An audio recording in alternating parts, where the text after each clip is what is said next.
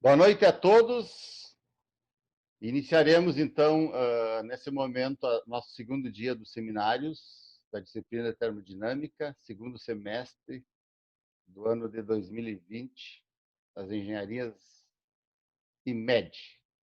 Por favor, os primeiros apresentantes, seja quem for, podem tomar conta da tela e apresentar Vamos esse começar, trabalho. Alisson? Se o professor permite, e o outro pessoal também? Sim, vocês é que mandam. No seminário, eu sou só um coadjuvante. Vocês mandem tudo. Então vamos Como nós. sempre, na verdade, né?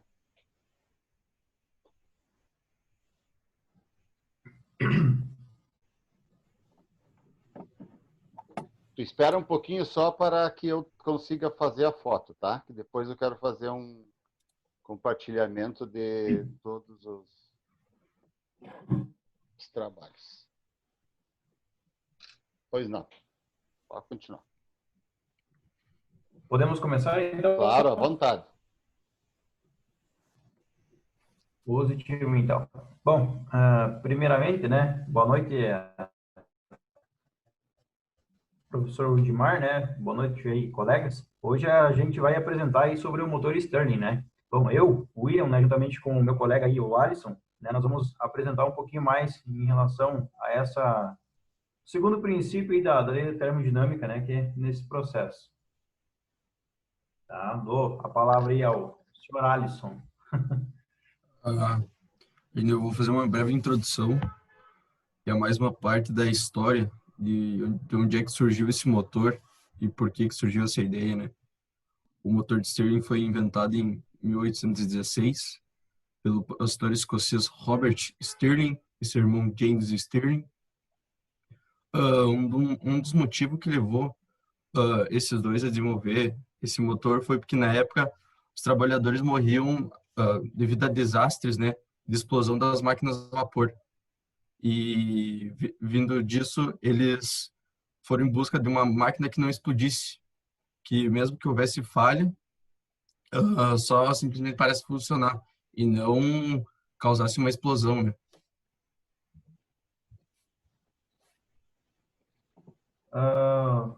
Ali nos princípios, né, de funcionamento do ciclo, né, aqui mostra algumas características, né, do seu funcionamento aí do motor Stirling, né, que onde ele possui uma câmara fria e uma câmara quente, né, onde elas ficam aí trocando de calor. Né? Basicamente o trabalho, né, desse motor é a expansão, né, e a contração de fluidos, né, que se movimentam de um lado frio para o quente. Né? Então, através desse movimento, né, de pistão, né, acontece essa mudança aí de temperatura, né, que faz com que ocorra, né, essa mudança de pressão também. Né? Então, com isso aí, movimentando os pistões. Tá?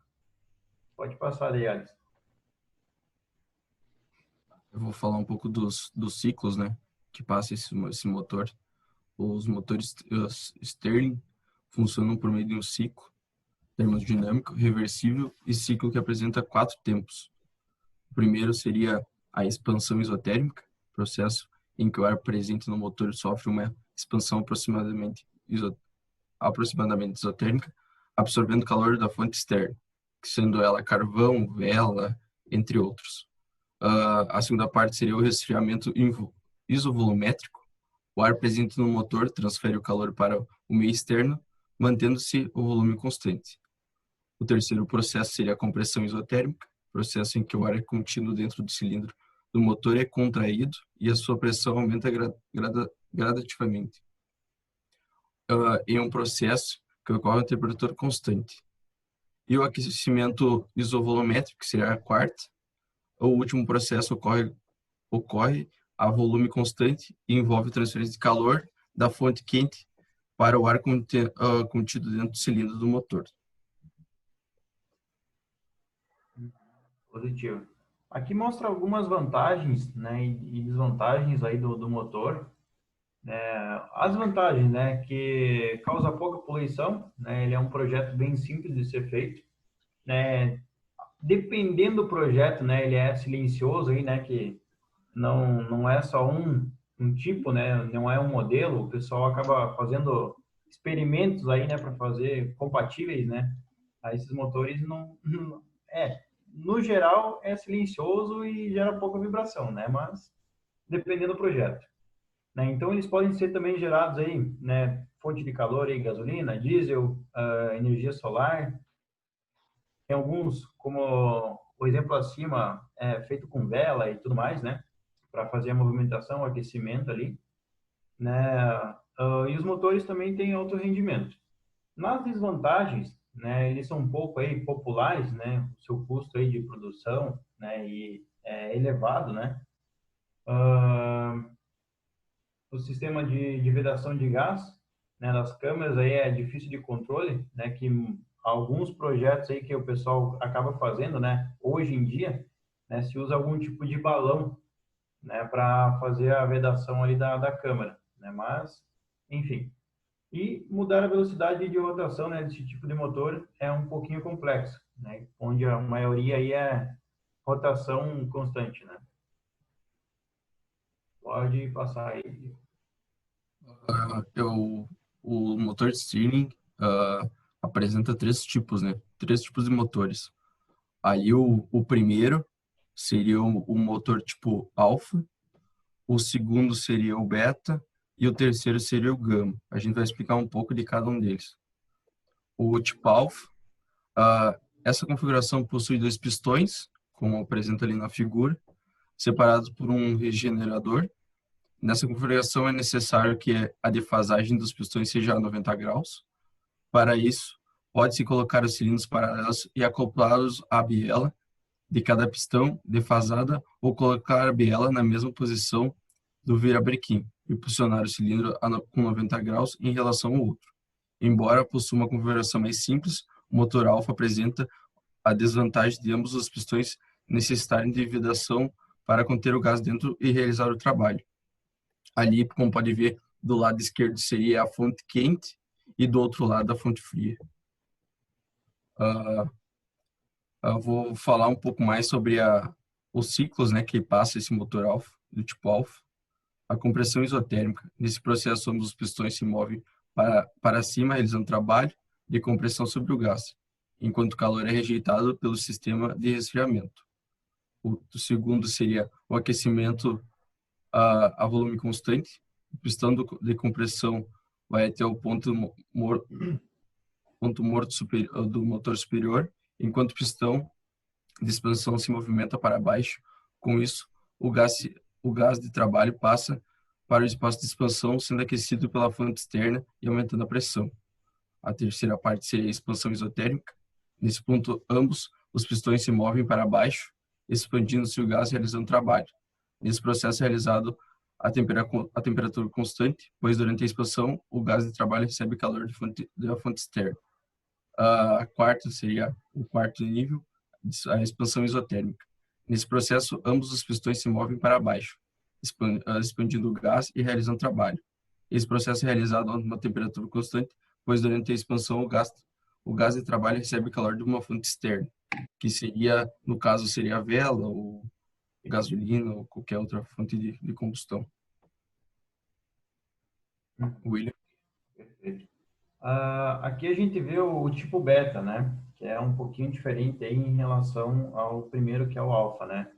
Então, com esse pistão, né, de deslocamento e o trabalho, né, alinhados em um único cilindro, né? Como vocês viram anteriormente, é apenas um, tá? É denominado de configuração beta, né, por ter uma sobreposição dos pistões, né, uma maior taxa, né, de compressão, alcançado e consequentemente maior potência e obtida nessa configuração ser comparada com as outras, né? Porém, as hastes, né, do pistão se desloca do pistão de trabalho estão alinhadas. É um pouquinho bem confuso comparado ao alfa, né? Então, se torna aí um mecanismo complexo. Né? No interior, né, do cilindro ele está regenerador, né, ou regenerador. Então, os motores pequenos não costumam conter regeneradores, né? Então, é e existem, né, uma folga de alguns décimos de milímetros entre os pistões de deslocamento e o cilindro, né, para permitir a passagem do gás, né, de trabalho. Né, ali à direita, né, vocês vê cada passo a passo, né, da região quente, pistão de deslocamento, a região fria, né, que é embaixo, e pistão de trabalho e o mecanismo. Tá? Pode passar ali, Alisson. Aqui, né, como anteriormente, né, basicamente é quase a mesma coisa que o outro, né? Se não me engano, só muda o pistão de deslocamento, né, que é a movimentação aí da esquerda, né, forçando o gás a passar pelo canal de conexão para o volume frio, né, onde o gás é resfriado pela água de resfriamento. Quando o gás é resfriado, sua pressão reduz até a pressão inicial. É importante notar que o volume nesse processo é constante. Pode passar aí, Alisson. Eu estou chamando o Alisson de William. O último, o terceiro, seria o tipo Gama. O motor tipo Gama tem um deslocador similar ao motor Beta, porém esse é montado em outro cilindro. Essa configuração tem o conveniente de separar as partes quentes do trocador de calor e é associada ao pistão de deslocamento, do espaço de compressão associado ao pistão de trabalho. E aí o ciclo seria, bem dizer, parecido com o do anterior também.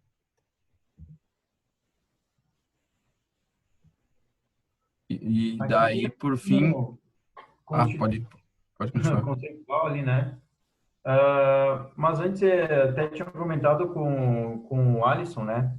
A respeito ali de que hoje, né, o pessoal faz feira de ciências e tudo mais, né?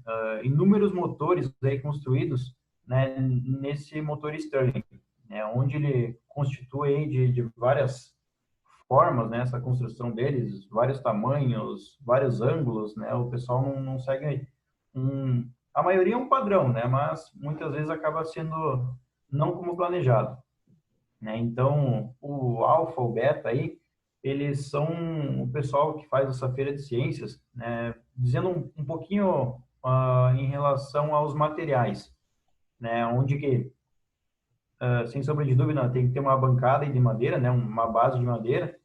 O pessoal faz com latinha, pega silicone, CD, arame, né, para fazer o virabrequim, PVC, balão de festa, né, para fazer a vedação da câmera, vela, né, muitas vezes ali, como foi explicado, né, colocado com diesel, álcool, gasolina, né, e o pessoal faz com uma pequena vela, né, simplesmente para fazer o procedimento. E ferramentas, né? Tesoura, alicate, lixa, furadeira, né? Dentre outros aí, né? Que são importantes, né? Que no final do experimento funciona, né? Pode largar o vídeo aí, Alisson. Vou perguntar ver se vai sair áudio, no caso, né? Seguinte, ó, galera, para sair o áudio, quando vocês acionarem o share screen, que é o compartilhamento, no lado esquerdo vocês vão encontrar um botão que aciona áudio, tá? Olha bem no lado esquerdo embaixo.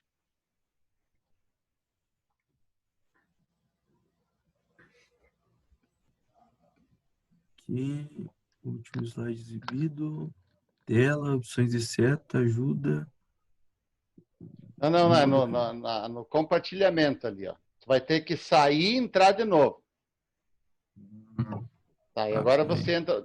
Tá escrito share screen ou compartilhamento aí? Tá, agora acho que vai dar certo. Isso. Encontrou o botão? Sim, é Share Computer Sound. Isso, exatamente. Tá. Deixa eu voltar lá pro Brick.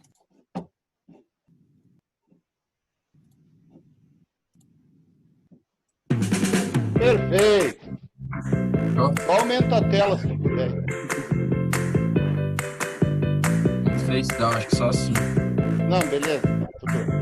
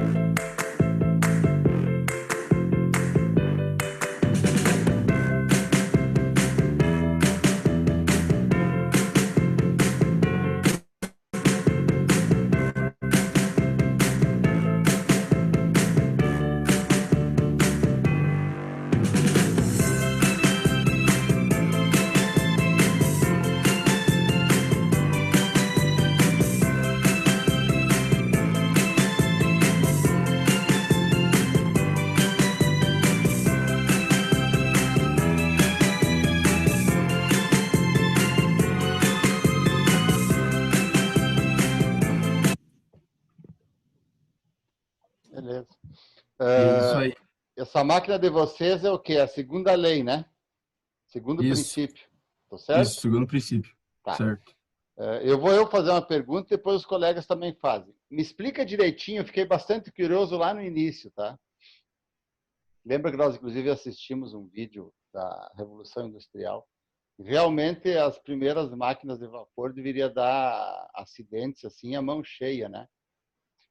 Me expliquem Por por causa da que... pressão, né? Exato, Por tá. causa da Qual é pressão que foi o interna. mecanismo utilizado nesse equipamento Stirling que eliminou as explosões? Uma fuga da pressão, algo assim? Um elemento de fuga? Eu acho. Pelo que eu sei, é pelo fato de eu ter uma fonte quente externa, né? Onde tem esses dois cilindros separados, tanto de uma fonte quente e uma fonte fria, Sim. e uma fonte de quente externa, onde aquecia o gás, né? Que fazia esses dois trabalhar.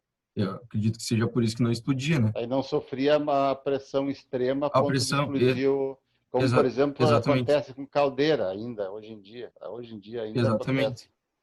exatamente. Tá. Galera, vamos prestigiar os colegas aí, façam alguma pergunta, algum questionamento. Alguém tem alguma pergunta?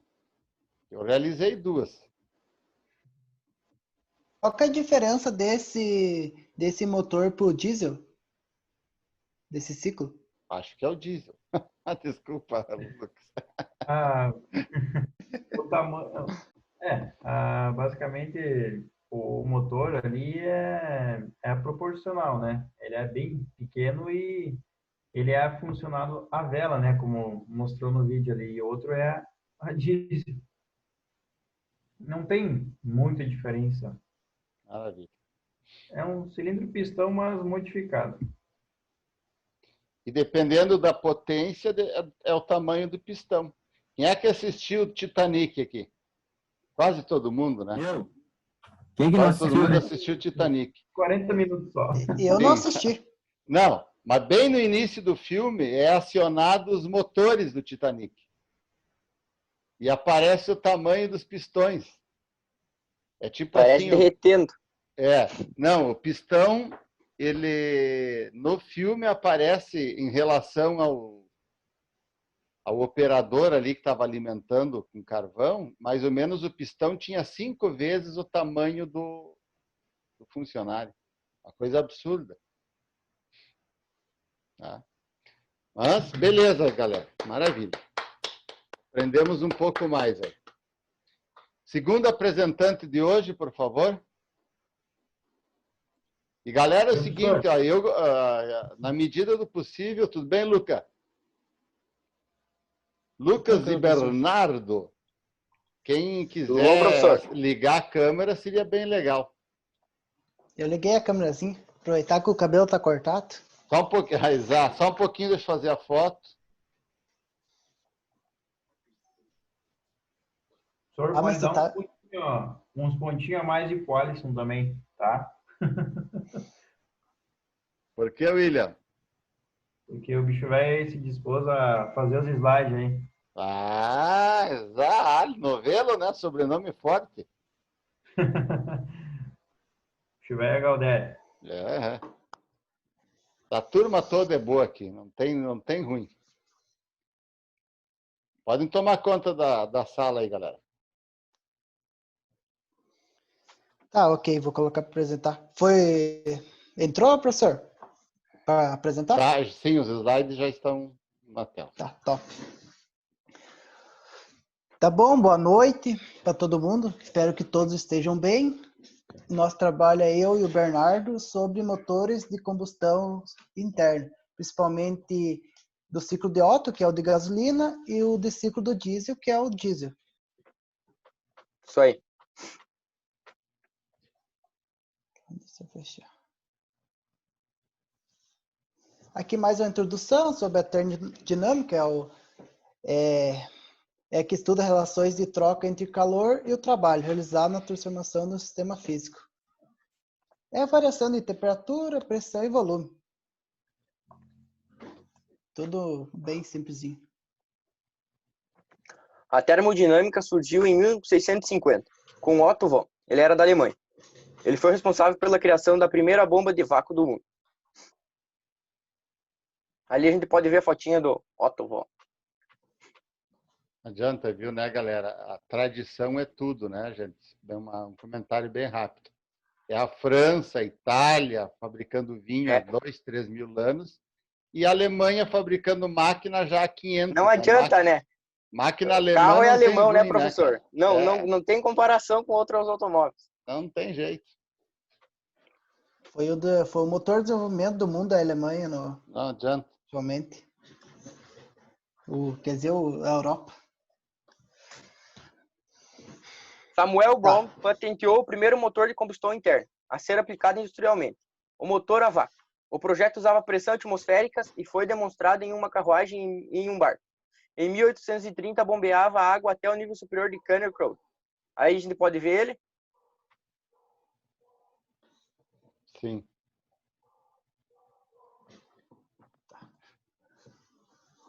Motor de combustão interna é uma máquina térmica que transforma energia cinética em energia mecânica. Quer dizer, uma reação química.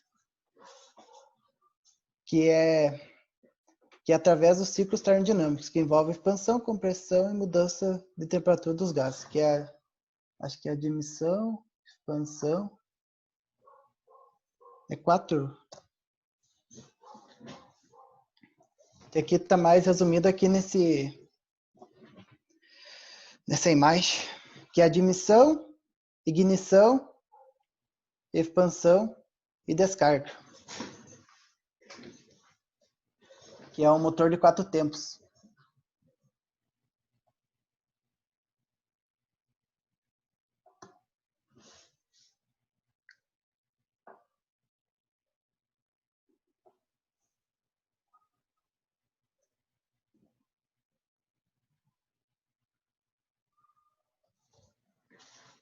Aqui tem a imagenzinha aqui mais ou menos funcionando, professor. Bem legal, Duda. Ali Aqui que é os 4 a tempos aqui, ó. explosão e a compressão, né? A entrada do ar e a entrada da gasolina. E a vela causando a faísca. Que é a entrada do ar e do combustível junto. Sim, é por isso que a vela falha quando a vela está molhada ou estragada, né? Aí Isso não aí. acontece Começa a desgastar. Porque, na verdade, pouco, né? é a vela que faz a faísca para o Sim. motor ligar. Daí ela falhando não tem faísca, não tem a explosão, é isso? Às vezes falha um pistão ou falha até 2 pistões por causa só da vela. Sim.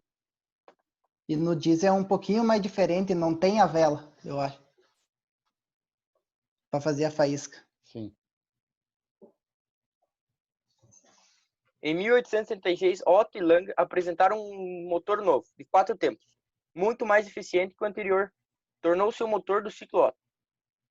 O Otto patenteou o ciclo de Otto em 1877 e fundou a empresa que em poucos anos vendeu mais de 35 mil motores. Nossa Senhora. É um absurdo. Em 1880, 35 mil motores. É um absurdo o motor. Foi um absurdo nisso. É É mais ou desenvolvimento, menos né? como 35 milhões de motores hoje. 3 Isso aí. milhões e 500, aliás, uns 3 milhões e 500 mil motores hoje.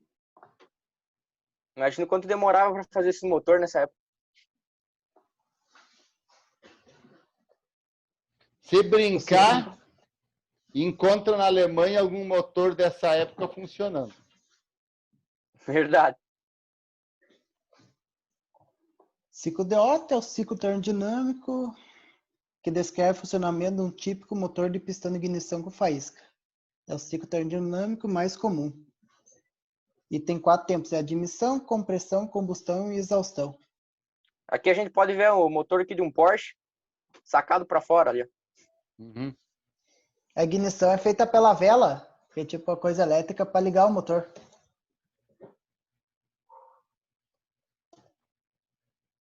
Rutherford Christian Carr Diesel. Como diz o sobrenome Diesel, esse foi o criador dos motores a diesel em 23 de fevereiro de 1893. Aqui a gente pode ver a foto dele. Motores a diesel. Na maioria das aplicações, o motor a diesel funciona como um dos motores 4 tempos. O ciclo inicia-se com o embolo no ponto morto superior, a válvula de admissão está aberta e o embolo, ao descer, aspira o ar para dentro do cilindro. Como a gente pode ver aqui, ó, a válvula de admissão está aberta aqui, desce todo o pistão para baixo e enche de ar.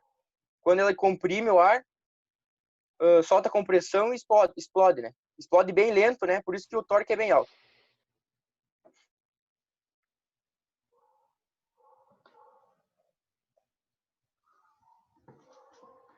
Enquanto o motor a gasolina admite o primeiro tempo, de um dos 4 tempos, a mistura de ar combustível para o cilindro, injeção direta com combustível sendo diretamente despejado no coletor de emissão. Já o motor a diesel aspira apenas o ar. Como a gente pode ver ali na foto, ó. A gasolina aspira ar e combustível e o diesel ar puro, né?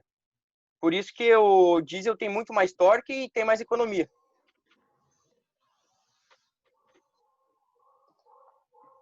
E também a taxa de compressão do diesel é bem maior. Por exemplo, no máximo do motor Otto pode chegar a cerca de 20 vezes. Às vezes pode ultrapassar um pouco. Já o motor diesel pode chegar até 60 vezes. Se fica a taxa também de compressão, tipo, 12 por 1 e 25 por 1 de diesel. É quase o dobro do elevado. Em relação à pressão inicial. Por isso, e o motor diesel também vai a uma temperatura maior, porque temperatura maior tem a relação com compressão. Quanto maior temperatura, maior compressão que tem.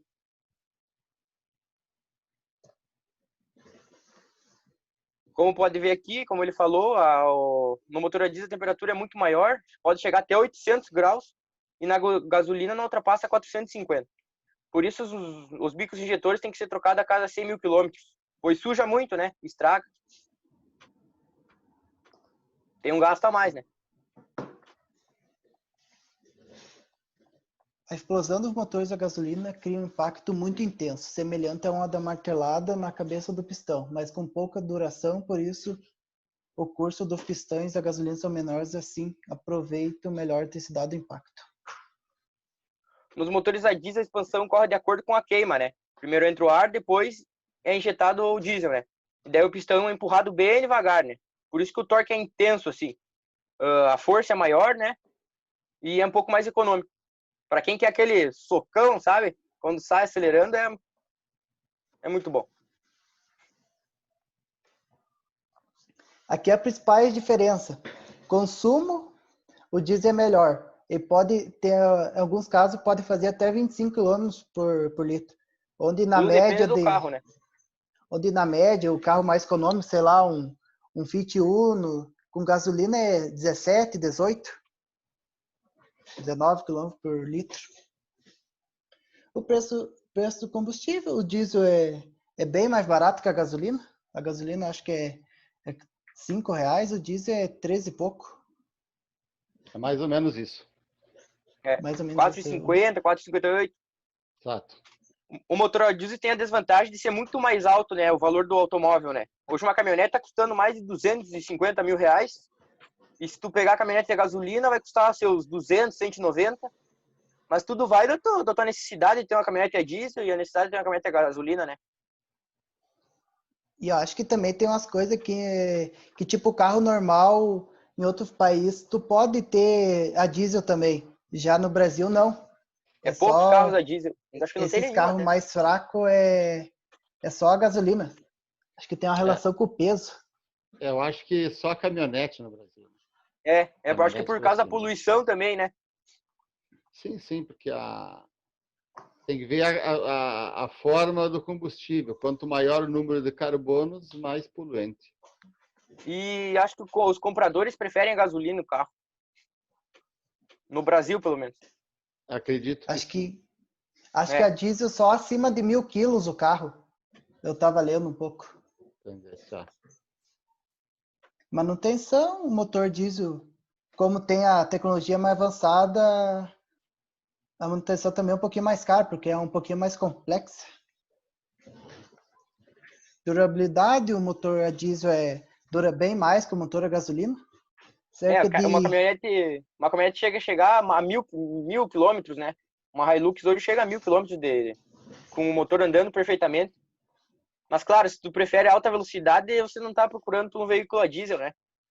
Você vai procurar por um veículo movido a gasolina, né? Sim, até mesmo por causa das gasolinas especiais, né? Uma Podium aí, com alta De alta octanagem. octanagem, exatamente. Uma premium. Mas hoje motores a gasolina turbinados, né?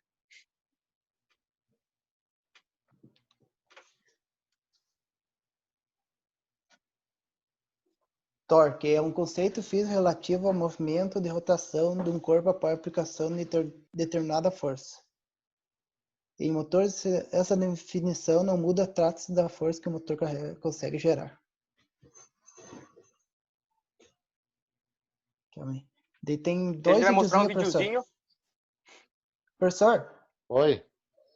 dá para ouvir? Não estou ouvindo. Acho que vocês têm que fazer a mesma coisa que antes. Que Tá. o William tem que sair, entrar e acionar o botão do som à esquerda de quando vocês entram no share screen. Ok.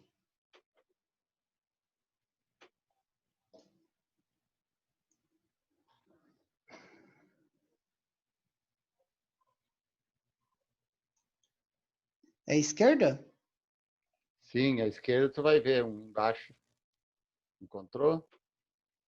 Tem um botão de som.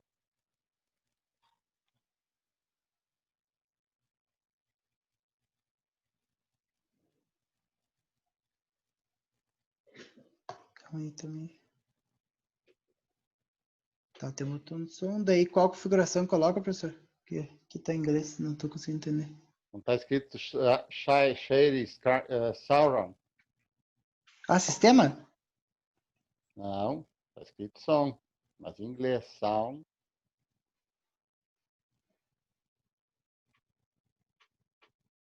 Eu ligo aqui, Lucas, espera aí.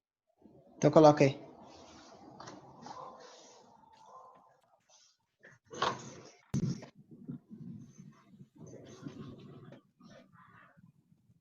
Feito, galerinha.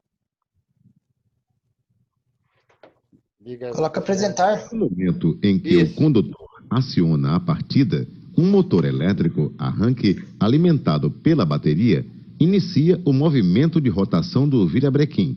O pistão e a biela, que estão ligados ao virabrequim, entram em movimento, dando início ao ciclo de funcionamento, onde uma mistura de ar e combustível é queimada, por compressão, no interior dos cilindros, produzindo energia térmica que será convertida em trabalho.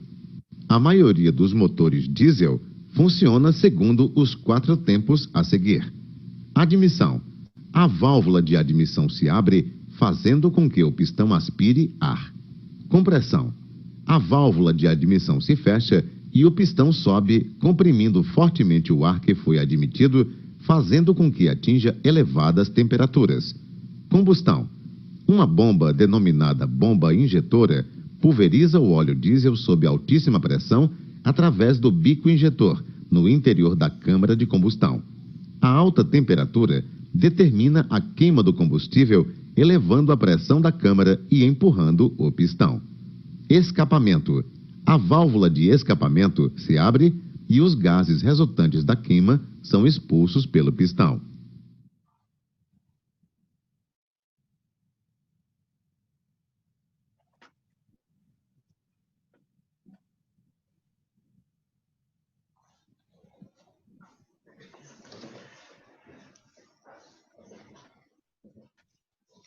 O primeiro, o da esquerda, é o a diesel, professor? Sim. E o da direita é o gasolina, o Otto. Tá. Daí o diagrama de baixo é o Otto e o de cima é o diesel. Que o senhor dá para ver aqui, ó, que tem aqui a compressão. Olha a diferença do diesel pro outro. Do diesel vai bem mais para cima no gráfico, no diagrama. Já esse do Otto é bem menor. E daí aqui na expansão, a expansão do diesel é meio que constante, já o outro explode para cima. É um gráfico que muda subitamente a curva. Sim. E tem os 4 tempos, que é admissão, Sim. ignição, combustão e descarga, eu acho, e compressão. Maravilha. Obrigado aí, professor. Desculpa qualquer Valeu, coisa aí. professor. Galera, vamos perguntar para nossa dupla de apresentante. Quem é que ficou com alguma dúvida? Foi bom, professor? Bom. Todos bons. Então tá bom. Ninguém vai fazer pergunta aos colegas? Bernardo, vocês podem explicar de novo a diferença ali do diesel e a gasolina, que eu não consegui pegar bem ali, Boa pergunta, William. Boa pergunta. em relação ao gráfico de um para o outro ali, que eu não peguei. Sim, calma aí. Bernardo, coloca aí.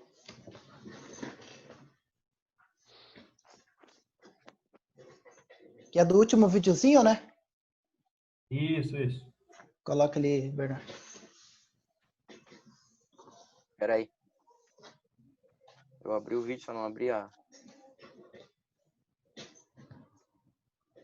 Aí, né? Sim. Beleza.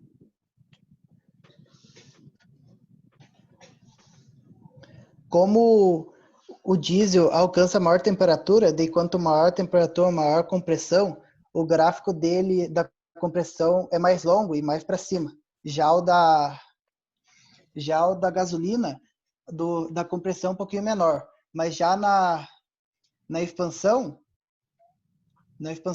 da gasolina é bem mais para cima, mais bem acentuado. Já o do diesel é mais constante. O do diesel só entra o ar, ó. Que é o primeiro ali, ó. E quando sobe lá em cima, comprime o ar, ele solta o diesel, né? O da gasolina, ele já desce o ar e o combustível. E quando sobe, ele comprime os dois.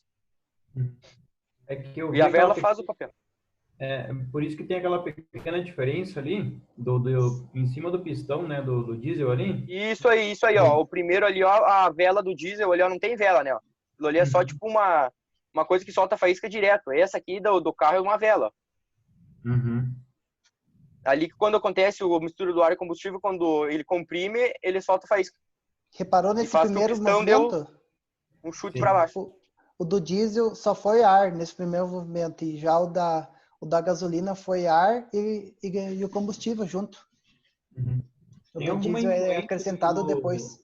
Tem alguma influência da biela ser bem faceada lá, da gasolina, em diferença do diesel, que tem uma curvatura, né, um ângulo ali em cima? Ou não tem? Ah, sim, aqui, ó. Aham. Que é a compressão. É por ser aqui, ó, as duas válvulas do ar e do combustível, do diesel é diferente, né? Uhum. Eu não sabia dessa diferença. E Beleza, tipo, valeu, gurizada. no diesel consegue comprimir bem mais o ar. Show de bola, obrigado. Nada. Tranquilo. Mais alguma coisa? Maravilha, galera. Maravilha. Próximos apresentantes. Estamos igual o Grêmio, engrenando, decolando. Então tá, valeu, professor. Valeu, colega. Valeu, professor. Isso. Obrigado, galera. Hoje nós vamos torcer para o Inter também decolar, mas como um avião caindo. Nem falar, professor, por favor, né? Hoje é América na cabeça. Não deseje mal para mim assim. Ah, Thales, já que tu é gente fina, não vou desejar, então. Ah, que bom, né? Próximos, galera, tome em conta da tela. Quantas duplas temos ainda?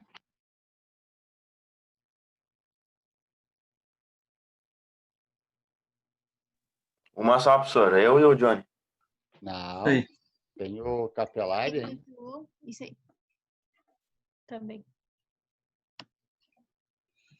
Pode tomar conta aí, galera. Johnny! Meu nome é Johnny. Então vamos lá, professor. Manda ver aí, Johnny. Surpreenda-me. Positivamente.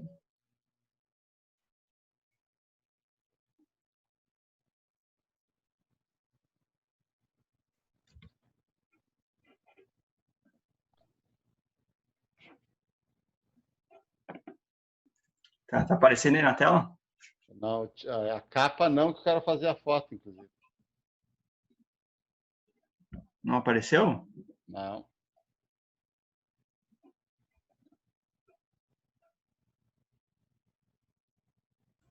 Vai ter que descompartilhar, que ele abriu o arquivo provavelmente antes. Aí. Agora sim. Apareceu agora? Desenvolvimento de um quiz. Eu mudaria o título, desenvolvimento de um game.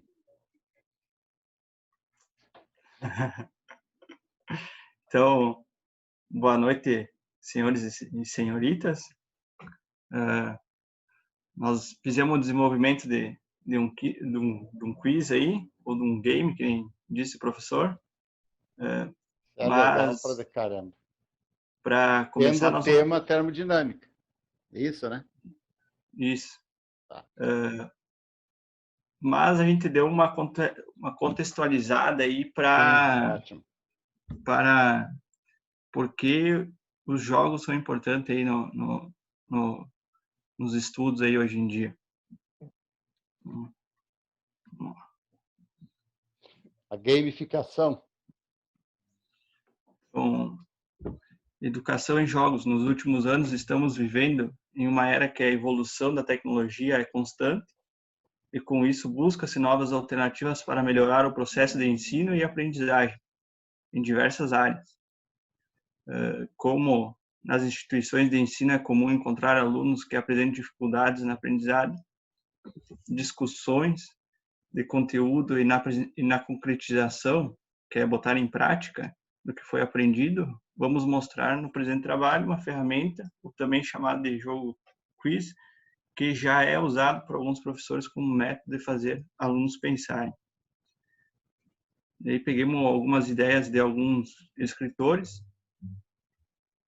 Desta forma, a introdução dos jogos eletrônicos na educação pode potencializar e criar condições que favoreçam um aprendizado mais envolvente e significativo, portanto, positivo, modificando o modo como os professores estão habituados a ensinar e os alunos a aprender, que é o caso que estamos vivendo hoje em dia aí, que por causa dessa pandemia estamos tendo aula em casa, né?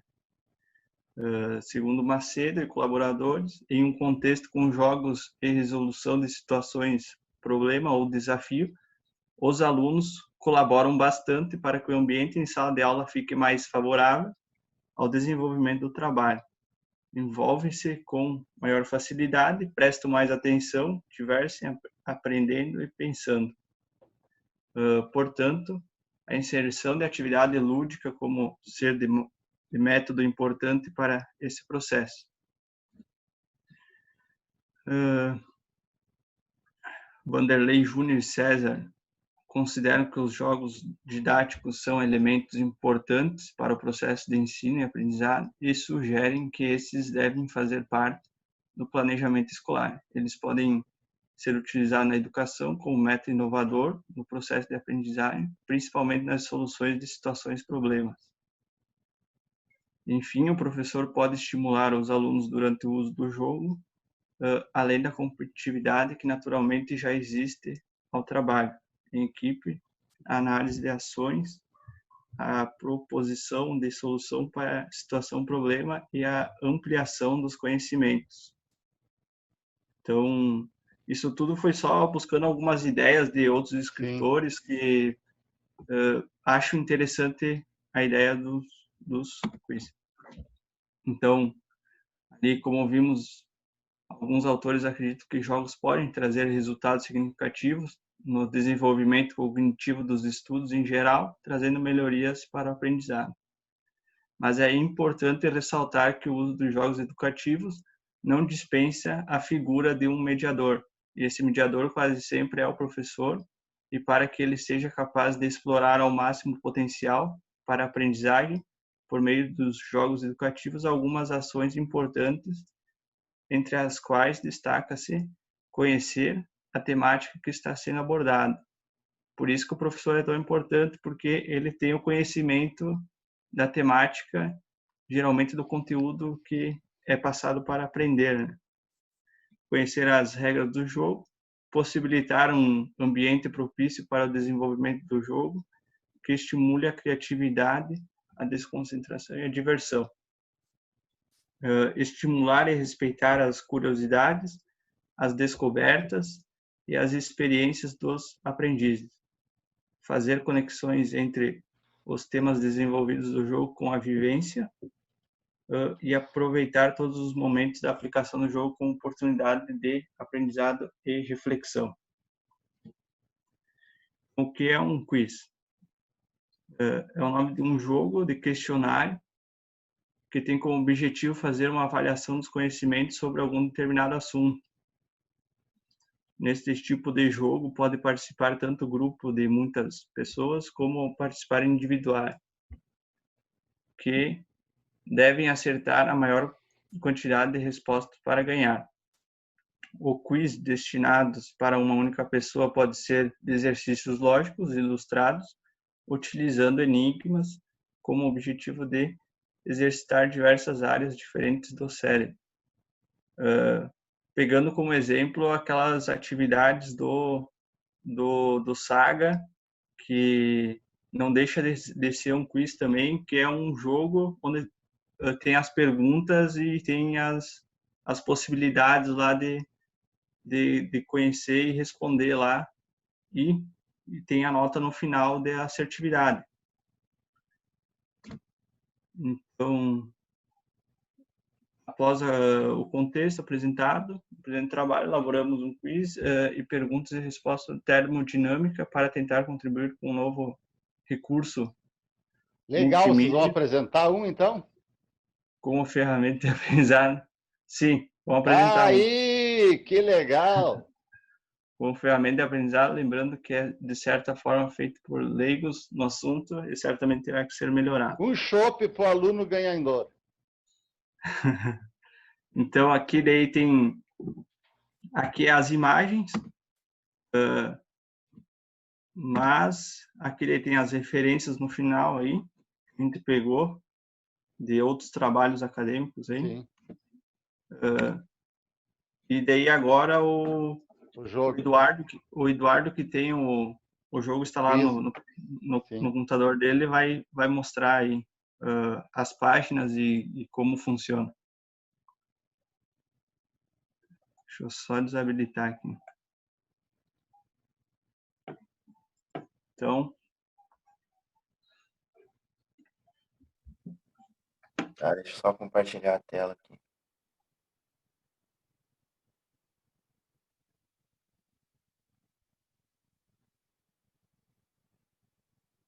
Tá aparecendo minha tela? Tá.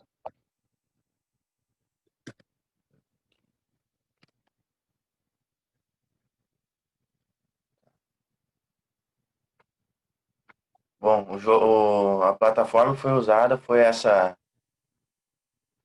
Construct 2. Tem a 1, a Construct 1, a 2 e a última foi a 3. A versão que eu usei foi a gratuita, né? Não precisar pagar. Aqui está um pouco dos layouts das perguntas. O começo é bem simples. E aqui um pouco da programação que foi usada. Basicamente ele disse que essa imagem aqui tem a imagem certa e a imagem que não é a correta, né? Então, se tu clicar na certa, ele vai passar para o outro layout, senão ele vai ficar parado. Então, tu só pode acertar todas as perguntas. Deixa agora para iniciar aqui. Clicar aqui nesse botão aqui, vai abrir a página da internet.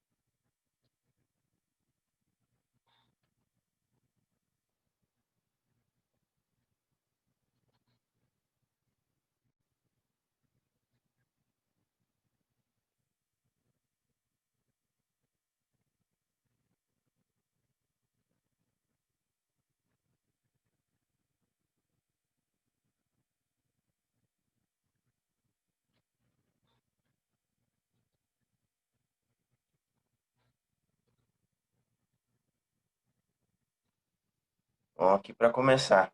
Então a gente clica no botão ali, jogar é bem simples. Podia colocar música, mais imagens, mas fizemos o mais simples possível. E aqui as perguntas. No caso, ele só vai passar para o outro layout se for a pergunta, se eu acertar a resposta. Eu pensei que Então, vocês fossem botar a turma na roda aí para responder. se quiser, dá. Se quiser, dá. Não sei se eles vão querer responder. Então, a primeira pergunta define a termodinâmica. Então, a primeira resposta, ciência que investiga as leis do universo. Segunda, estuda as leis que regem as relações entre calor, trabalho e outras formas de energia. Reações ou mudanças do estado físico que absorve o calor. E aborda o equilíbrio de dois corpos em relação ao terceiro corpo. Então, Segunda. se eu clicar na errada, ó, isso aqui, Bota a letra B que é a certa, rapaz. ele não vai passar. Então, vou passar na segunda, então, que é a certa. Passou. Merece ou não os 2 pontinhos, professor? Não, tá indo bem os dois. O Chopinho. Então, qual conceito aborda a lei da zero da termodinâmica? Então, aborda o equilíbrio de dois corpos em relação ao terceiro corpo, comportamento de um sistema gasoso ao sofrer a transformação termodinâmica, reações ou mudanças do estado físico que absorvem o calor e no aquecimento da água. Sei qual vocês acham que é a certa.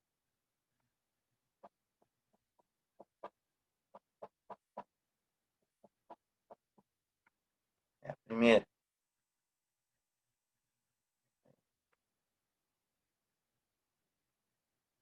Terceira, defina a octanagem. Qualidade no motor de suportar a pressão, medida de resistência do combustível à pressão que ele sofre dentro da câmara de combustão do motor, formação de neve no aquecimento da água. Tá Posso quase chutar dado. ou não? Dá para chutar, né, professor? Acho que é a segunda aí, né? Ó, se eu clicar na terceira, que é a errada, ó, não vai passar. E tem um tempo que eu coloquei ali. Clica na segunda, vamos ver se dá certo. Passou. Acertei uma! Isso aí dá para botar. Agora eu chego. Assim, né, Professor, acertando uma do jogo, eu passo? Tem que fazer a prova assim semana que vem. Aí, ó, professor. Vamos dar um Não, aplicativo a todo mundo e a prova. Já era. não, uma prova vai ser. Vocês vão tirar de letra. Eu vou fazer uma tarefa.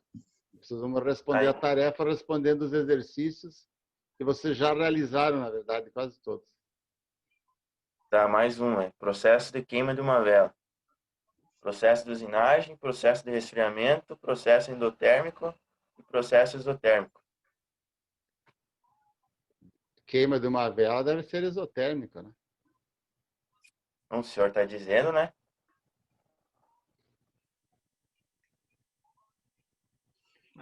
Esse professor bom, esse Rudimar! Não erra uma, esse professor. Agora não vou responder mais, senão tira graças. Os teus colegas aí têm que responder. Defina processo reversível. Tá, mas vamos combinar, galera, que se eu erro essa da vela, eu deveria ser demitido por justa causa. Aí ia ficar meio estranho. Um errinho desse, professor. Justa causa. Ó, vai embora, professor Rudimar. Vai cuidar lá vai capinar, como é que vai carpir um lote. Dá uma passadinha no RH. Tá, defina processo reversível. São aqueles que voltam ao estado original deixando vestígios, processo de resfriamento semelhante à octanagem e teoricamente completamente reversíveis, realizando a trajetória inversa do processo. Eu também sei essa, mas essa eu não vou falar porque foi uma das últimas aulas que eu ministrei e foi processos reversíveis e irreversíveis. Tá bem tranquila, tá entre duas, tá? Eu tô entre a primeira e a quarta. Sim, tá na cara que é a primeira e a quarta. Mas prestem atenção. Tá, eu acho que é a quarta, porque a primeira volta ao estado deixando vestígios, então não é bem reversível. Ó, vou clicar na primeira para ver. Ó. A primeira não passou, então restou a última. Já acrescento meu Lembra, ponto lá, professor. parabéns. Lembra a história do pistão que nós colocamos 2 pistões na tela? Eu me lembro E aí dessa chegou, reversível por causa da segunda lei. É isso aí. e aí chegou Tá no legal. quinto. Maravilha. Aí se quiser tentar Eu de gosto novo, muito desse tipo de quiser seminário. tentar de novo, clica aqui em tentar novamente, ele vai na primeira página. Johnny, eu mandei uma mensagem para você, leia com atenção, tá? Me manda até sexta de manhã, certo? Tá, beleza. Deixa eu ver Professor, aqui. alguém quer fazer alguma pergunta para os colegas, tia?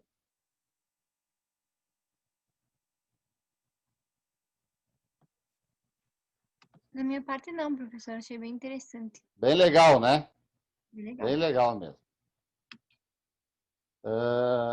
Eu já bati minhas palmas. Eu já estava ficando meio desesperado porque não tinha nenhum game, nenhum aplicativo e nenhum plano de negócio. Mas não é possível. Aparecer uma na bacia das Esse almas. aqui, professor, se quiser fazer um aplicativo dele, dá. Eu tentei de forma gratuita, não consegui. Tem que Sim. fazer as gambiarras aí. Mas se você pegar a plataforma paga, tu consegue. Faz. Maravilha. Acho que agora é o grupo do Capelari. Toma conta da tela aí, Capelari. Liga a câmera. Tá bem.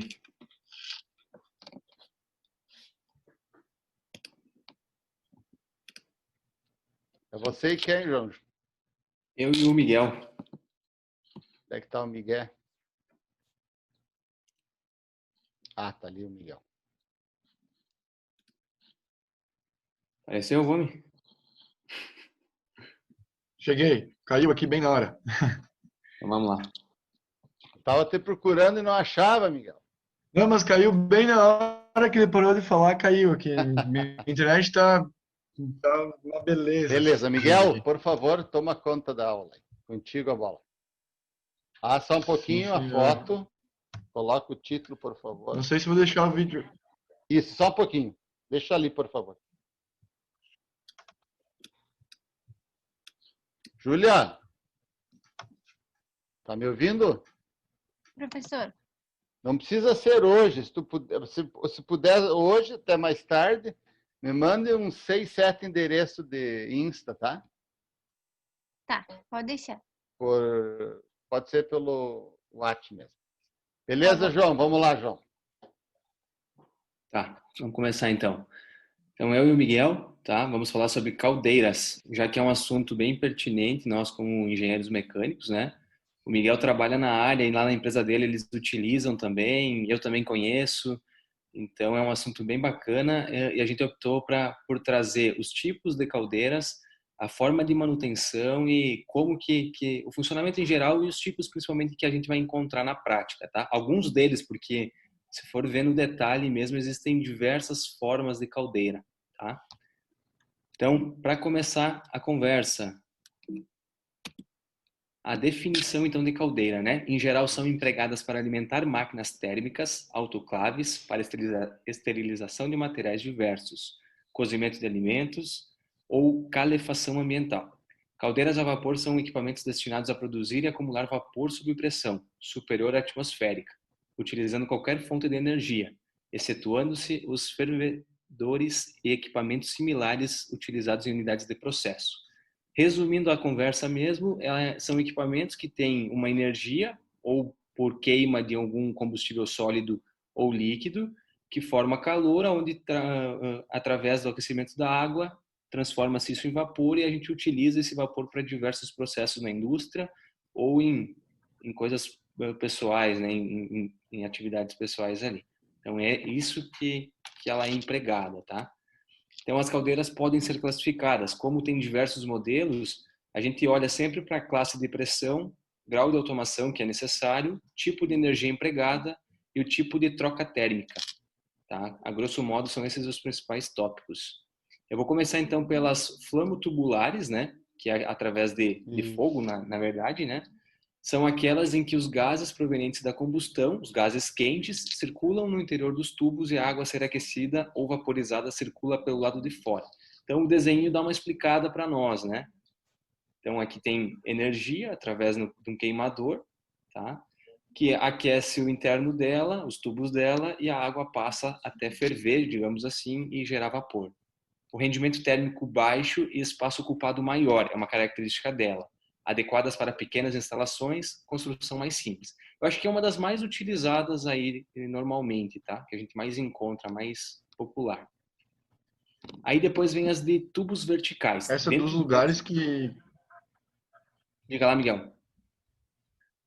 Não, só dos lugares que eu vi, que a gente pesquisou, Sim. a que mais é utilizada é essa, até porque ela tem um custo um pouco mais baixo de instalação e não sei a montagem em si, mas ela tem um custo mais baixo e é o que a gente consegue na nossa região pelo menos ter, por questão de combustível para queima e tal, ela é a que mais é utilizada. Pelo menos aqui na nossa região, não sei se muda um pouco, mas na nossa região é usada essa aí mesmo.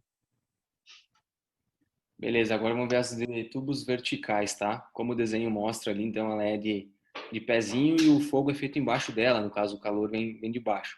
Os tubos são colocados verticalmente num corpo cilíndrico fechado nas extremidades por placas chamadas espelhos. A fornalha interna fica no corpo cilíndrico, logo abaixo do espelho inferior. Os gases de combustão sobem através dos tubos, aquecendo e vaporizando a água, que está em volta deles. A fornalha externa são utilizadas principalmente no aproveitamento da queima de combustível de baixo poder calorífico, tais como serragem, palha, casca de café e óleo combustível.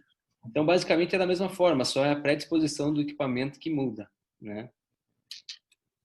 Aí depois, ainda nessa história de tubos horizontais, né, a gente vai ter ali os modelos de caldeiras, que é a Cornualha, Lancaster, multitubular, locomóvel e escocesa. A gente trouxe esses modelos aí para dar uma destacada, uma diferenciada para o pessoal ver. Então, a Cornualha, né, é constituída de um tubulão horizontal ligando a fornalha ao local de saída de gases. Funcionamento simples, rendimento baixo. Tá? É um dos modelos. A Lancaster, a caldeira Lancaster é de construção idêntica à anterior, porém tecnicamente mais evoluída, constituída de 2 ou 4 tubulões internos. Então muda só a parte do aquecedor dela mesmo. Tá? Algumas delas apresentam tubos de fogo e de retorno. A multitubular, então, a queima de combustível é efetuada em uma fornalha externa, os gases quentes passam pelos tubos de fogo, queima de qualquer tipo de combustível. Então, de novo, mesma história, né? Através de uma queima, aquece os tubos, onde gera o vapor necessário. Tá? E a locomóvel, então, apresenta uma dupla parede em chapas na fornalha, pela qual a água circula. Fácil transferência de local, produção de energia elétrica, utilizada em serrarias e em campos de petróleo.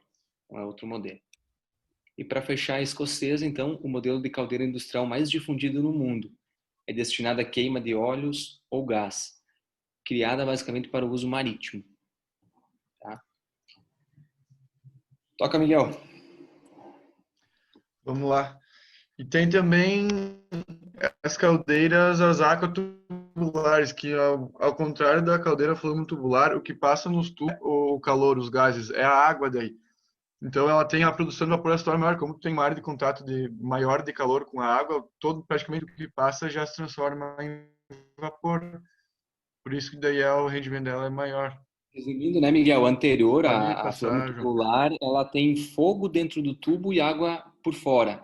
Essa é o isso, contrário. ao redor. Isso. Dentro dos tubos a circulação de água e aí o contato com o calor, com a troca térmica ali é muito maior, né? Fica muito mais exposta essa água. Isso.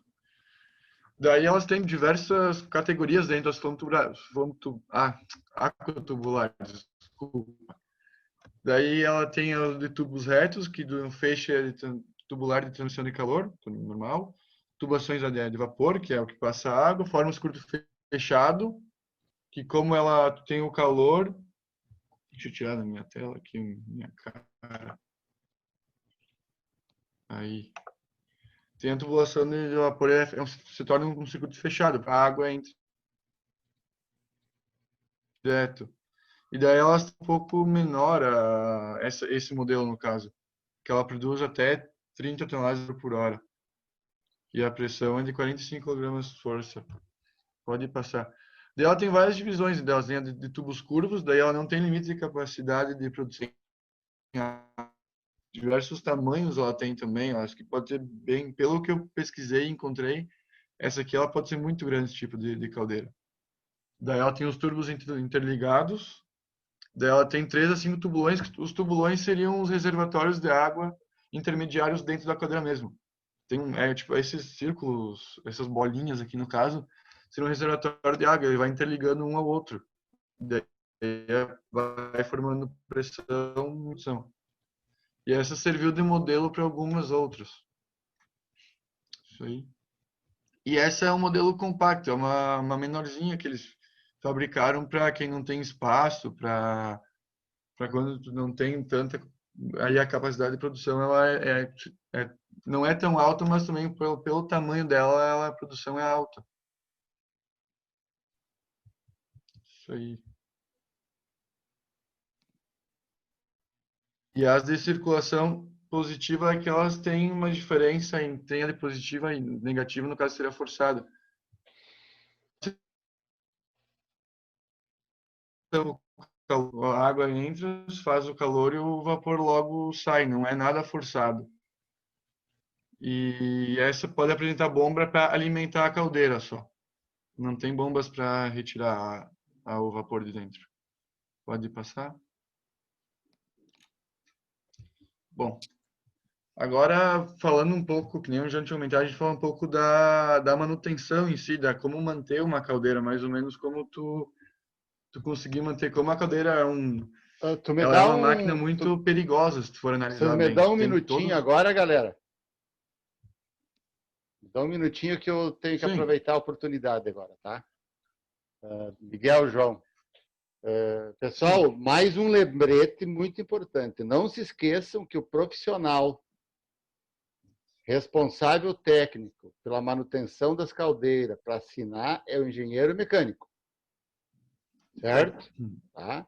E é uma responsabilidade grande, porque isso aí pode matar. Já dei o exemplo para vocês outro dia, que explodiu em Marau, matou a filha do dono ainda por cima.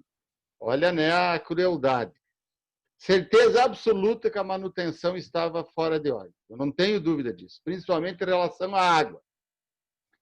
Prestem atenção que eu vou compartilhar hoje uma aula bem curta sobre corrosão de caldeiras e água de caldeiras. E eu também já compartilhei um livro de química para vocês consultarem quando necessário com relação a todos esses temas aí. Podem continuar. Desculpe eu... Não, bem pertinente a colocação, tá? E antes o pessoal falou de motores, né, que explodiam e tal. Já era uma preocupação e quando se fala de caldeiras é muito maior, né? Porque se tem dimensões maiores, pressões muito fortes ali, e aí muitas vezes não se faz, né, como se deve. Ela é um pouco complexa pelo fato de você não ter acesso a muitas partes, a parte interna dela, mas aí com análises, com algumas partes químicas que o pessoal faz, tem como se chegar a uma conclusão e daqui a pouco até evitar coisas maiores, tá? E aí, falaste muito bem agora, tá? É como se eu fosse um organismo e tu não conseguisse fazer um raio-x, por exemplo. Exatamente. Pode continuar, Miguel.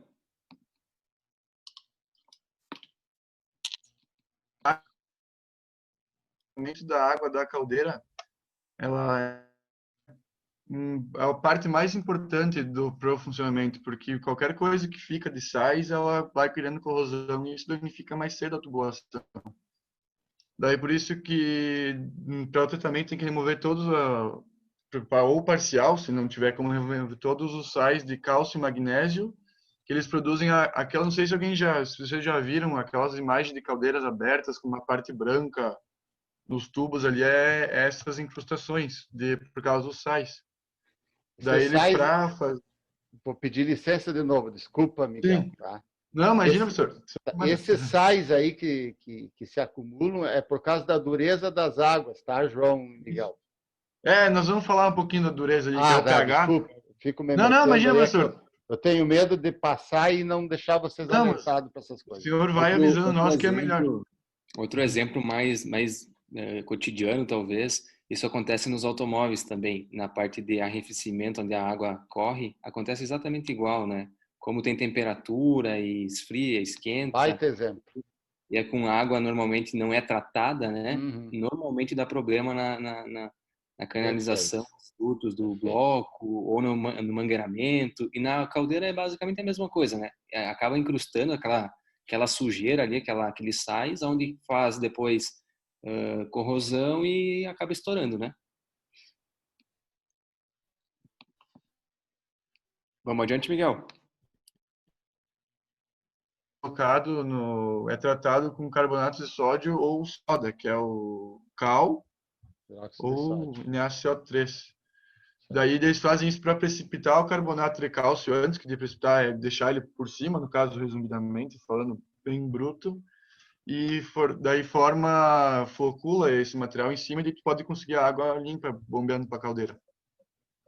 Pode passar, João. Vamos daí agora. Daí aqui essas são as principais qualidades que são tratadas na água, que é a dureza total dela, que é este pH. Perfeito. É a clarificação dela, que é isso aí, que consiste na floculação, decantação e filtração da água para reduzir a presença dos sólidos em suspensão. E o abrandamento, que tem as manutenções da empresa lá seguidamente, é feita no abrandador, que é a remoção dos sais de cálcio e magnésio presentes na água, para reduzir a dureza dela. Passo, João, tem aqui o método de tratamento, que seria a desmineralização ou troca iônica, a desgaseificação, que são utilizados equipamentos que aquecem para eliminar os gases dela. Isso. Daí pode ser utilizado vapor direto para aquecimento da água e ser desgaseificado. A remoção da sílica, que a sílica também produz uma incrustação bem dura, bem perigosa, que eu acho que um dos piores, também se tem sílica na água, é um dos piores, não sei se aquela tá certo. areiazinha, né, que se deposita no Isso, fundo. é o que que dá o desgaste na tubulação, né, com a passagem, com a pressão. Daí são utilizados tratamentos para tirar a sílica. Daí utilizam tratamento com óxido de magnésio calcinado. Os métodos internos daí se baseiam na eliminação da dureza, ao controle do pH e da sua alcalinidade, na eliminação do oxigênio dissolvido e no controle dos coretos e do teor total de sólidos. E a eliminação da dureza, que é o que sempre se tenta fazer, né? Pode passar, João. Esse aqui, professor, até foi feito, acho que foi análise esse mês foi até, que a gente faz a cada 6 meses da água da caldeira lá na empresa. Qual é a tua empresa mesmo, Miguel? Me lembra? É a Arte Mobile. Aqui tem o nome errado, mas é só Arte Mobile. Daí a gente tem 2 caldeiras. A mais velha, que é a pequena, que ela é menor. Nova Prata? Isso. Tá. E a nossa caldeira nova. Já vai avisando eles que daqui a alguns anos o responsável vai ser você. Pode ser. Não pode, professor. Só se não tiver mais empresa, que tem que ser alguém de fora para fazer as análises, né? Não pode ser funcionário da empresa. Se tu tiver o teu CREA, pode ser sim, legalmente. Pode ser? Não, melhor então. 100% de certeza. Então melhor. Então, esse aqui é o que foi falado. Ó. Tem o pH, a alcalinidade parcial. Na nossa está tudo em dia, pelo que foi analisado.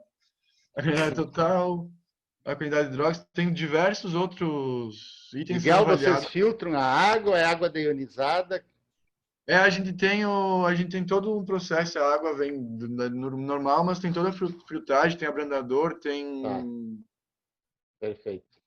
Agora esqueci o nome. Tem vários outros tranquilo, itens. Tranquilo. Aproveitando para perguntar, né? Alguém que está em tá certo. Prática. E é utilizado um monte de produto químico para tratamento. Sim. Gasta um valor bem alto para manter a água da caldeira. E tem que ser, né? Não adianta. Melhor do que explodir, né? Daí a manutenção aqui em si dela, aqui é bem básica, que tem bem, na verdade a caldeira tem muito mais itens, porque não é só a caldeira, esse aqui é da caldeira em si, porque tem também os ventiladores, os exaustores, os abrandadores, todos os itens ao redor da Os acessórios dela, né? caldeira. Essa tabela aqui é tipo da manutenção básica dela, deu mais operacional. Sim. Que é que nem de diário que tu tem que fazer as medições da temperatura, dos níveis, que não pode baixar, não pode subir, e dos registros da impressão de funcionamento. Semanal, tem a verificamento do geral dela, de todos os itens, da fuga de vapor ou água, e a inspecionar as válvulas de segurança. Essas válvulas de segurança também não tá aqui, mas a cada, se não me engano, a 6 meses, e forçar não é um problema, mas tem que a cada tanto abrir elas para elas não se trancarem. E mensalmente é o controle de corrosão do estrutura metálica, tem que analisar, e trimestralmente é a limpeza de tubos, que daí é colocada escova dentro e feito Sim. toda para tirar toda aquela incrustação que fica. Pode passar, João. Isso aí dá para Daí comparar com as veias do coração, né? Isso. Se tiver entupida, explode, ataque cardíaco, tchau, amor. E não tem mais o que fazer. É. Daí a deterioração da caldeira, tipo, o que acontece mais, o que é que deteriora ela é a corrosão. Que ela vai reduzindo a espessura dos tubos, né? E o problema é que essa não é visto a olho, não é visto nas pressões da caldeira, porque ela continua operando normal até estourar alguma coisa. Não tem como prever de um jeito fácil, no caso. Só vai descobrir quando tá furado alguma coisa e quando já não tem mais muito o que fazer. Pode passar, João. Daí a corrosão, daí a deterioração é feita por corrosão interna, oxidação do generalizado do ferro, corrosão galvânica, corrosão por aeração diferencial, a corrosão salina, a fragilidade cáustica e a corrosão pelos gases dissolvidos.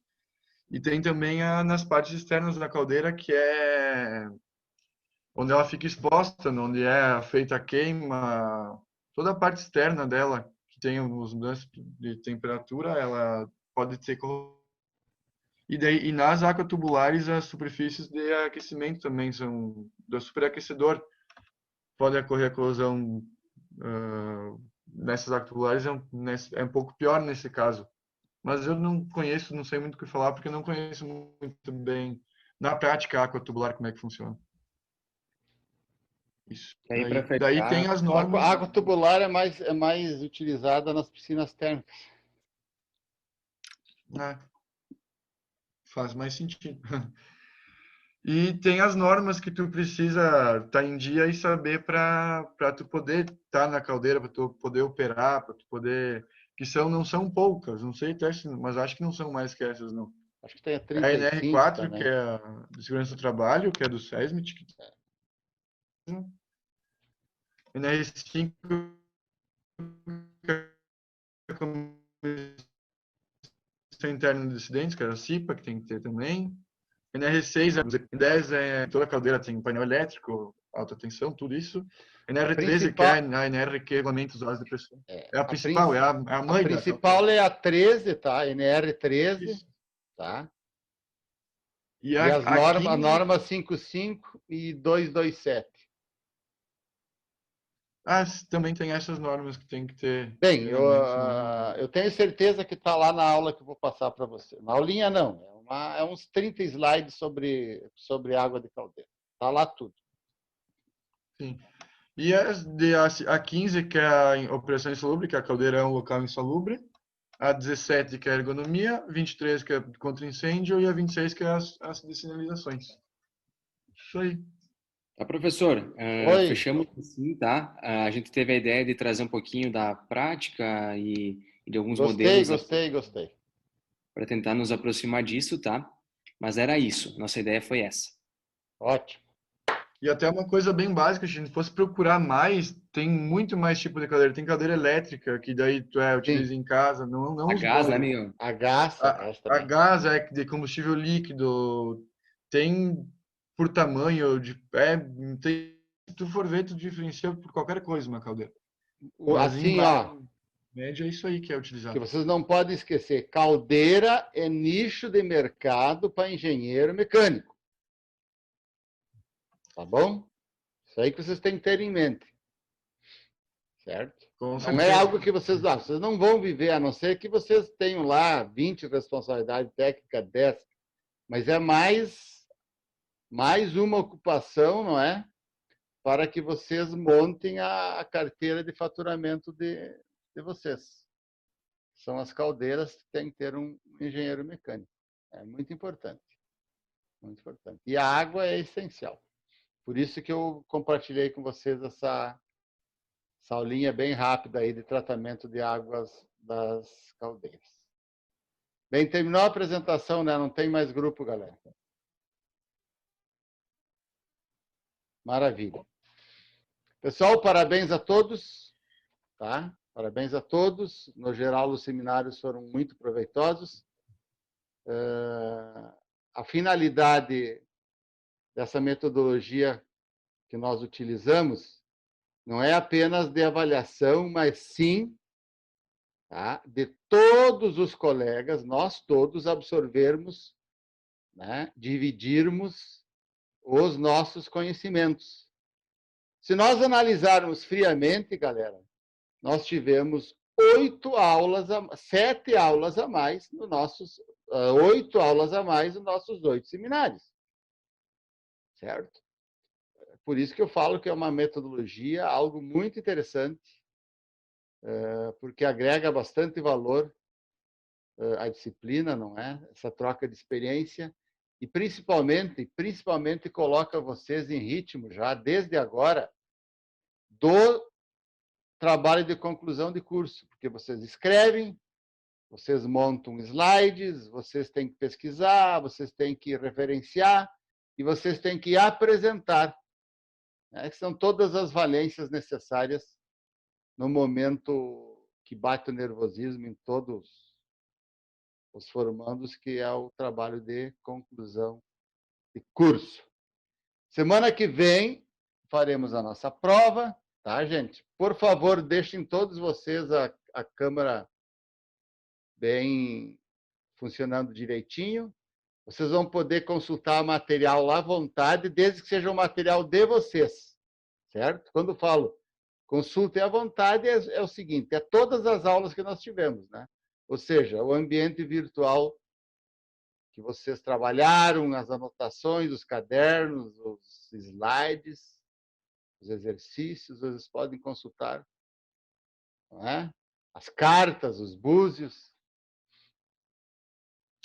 Tá bem? Foi um prazer, sempre muito bom estar com vocês.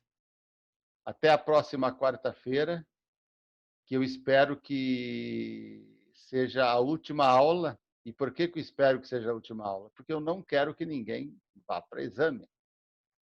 Grande abraço a todos. Valeu, professor. Boa noite. Boa noite. Boa noite. Tchau, professor. Até a próxima quarta. Tchau, Júlia. Boa noite, professor. Boa noite, gente.